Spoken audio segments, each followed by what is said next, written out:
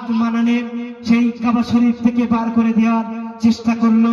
এই ভাতিজা আমাদের ইলাকাতে পার করে দিল, সে নতুন একটা ইলা নিয়ে আসলো। এই ভাতিজা তুই তার ফরে হয়ে যাচ্ছি। নবীজি এই ঘটনা মনে পড়ে যায়।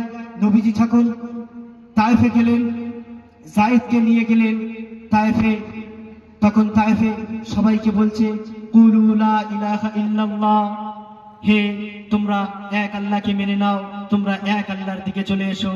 তখন তারা মানেনি, তখন তারা হাসি ঠাট্টা মজাকের মধ্যে কাটিয়ে দিয়েছে তার লাঞ্ছিত বঞ্চিত করে দিয়েছে। ওটা তখন কিছু দুষ্ট লোক ছিল, তারা বড় ছোট কথা বলতো, তারপরে বাচ্চাদের লেলিয়ে দিল সেই নবীকে পাথর মারার জন্য। সেই নবী আকায়ে নামদার তাজদারে মদিনা, সেই কিয়ামতের দিন রাহমাতুল লিল আলামিন মানবের জন্য বানিয়েছে। সেই নবী কিয়ামতের দিন আল্লাহ তাআলা যখন বসবেন বিচারের দিনে, বিচার করিতে বসবেন, তখন আল্লাহ তাআলার পাশে একটা চেয়ার রাখবেন আমার নবীদের জন্য, আমার নবীর জন্য। তখন ঈসা নবী বলবে নাফসি নাফসি, তখন মুসা আলাইহিস সালাতু ওয়াস সালাম বলবেন নাফসি নাফসি, সমস্ত নবী বলবেন নাফসি নাফসি। কোন নবী কিন্তু বলবে না যে আমার সন্তানের কি হবে, কোন নবী কিন্তু বলবে না যে আমার মেয়ের কি হবে, কোন নবী কিন্তু বলবে না আমার মেয়ের কি হবে, আমার বিবির কি হবে। তো এই কিয়ামতের ঘটনা বর্ণনা দিতে গিয়ে আয়েশা রাদিয়াল্লাহু তাআলা আনহু নবীকে বলছেন, নবীজি সেদিন কি সবার মধ্যে কাপড় থাকবে?